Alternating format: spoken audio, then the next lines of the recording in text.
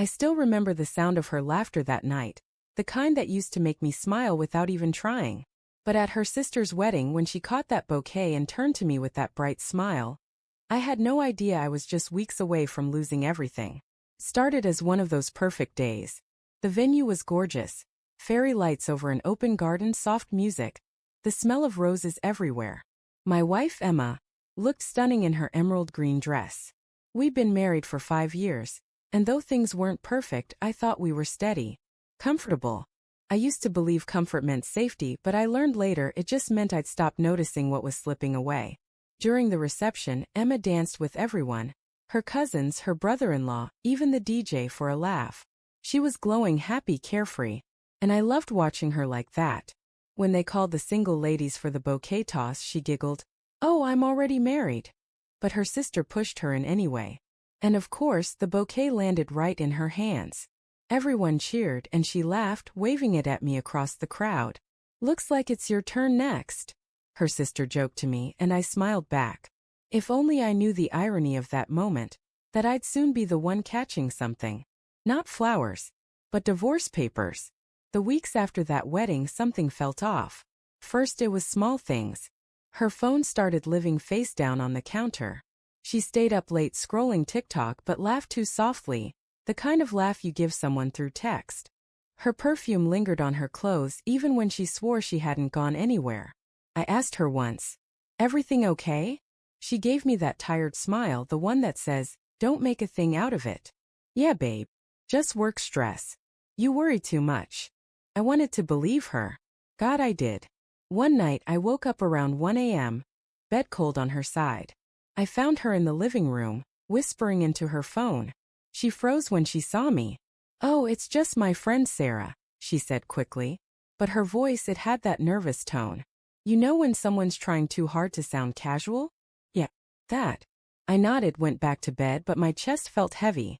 It wasn't proof, but it was enough to plant a seed of doubt that wouldn't stop growing.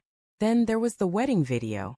Her sister sent us the final cut, beautiful slow-motion shots of everyone laughing and dancing. But near the end there was a clip that made my stomach twist.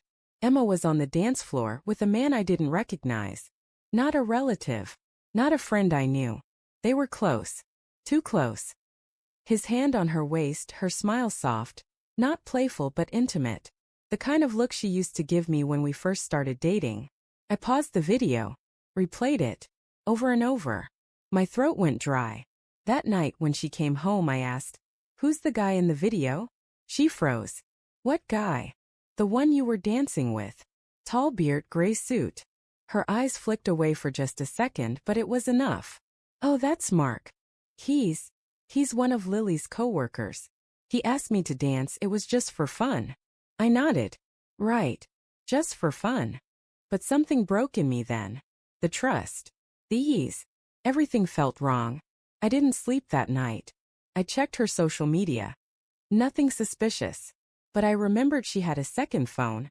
A work one. So when she showered the next morning I checked. And there it was.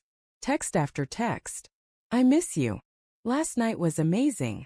I can still smell your perfume." From Mark's speech balloon. I felt my chest cave in.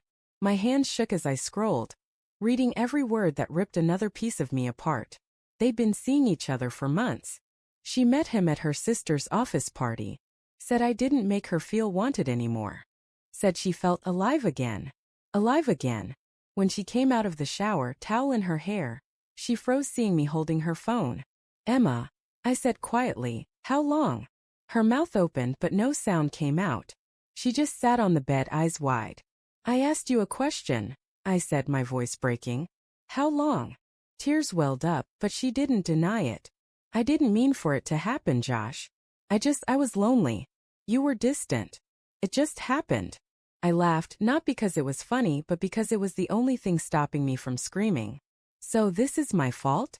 You cheat and it's because I didn't what? Hold your hand enough."